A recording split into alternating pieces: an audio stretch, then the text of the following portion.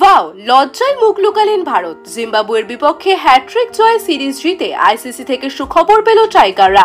কেননা ICC ranking এ ভারতকে টপকে সবার শীর্ষে এখন বাংলাদেশ। দর্শক, বিস্তারিত জানুন পুরো ভিডিওতে। জিম্বাবুয়ের বিপক্ষে আগের 2 ম্যাচ জিতে সিরিজে এগিয়ে ছিল বাংলাদেশ।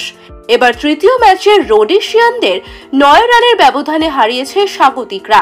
হ্যাট্রিক জয় 2 ম্যাচ হাতে রেখেই সিরিজ নিশ্চিত করল বাংলাদেশ।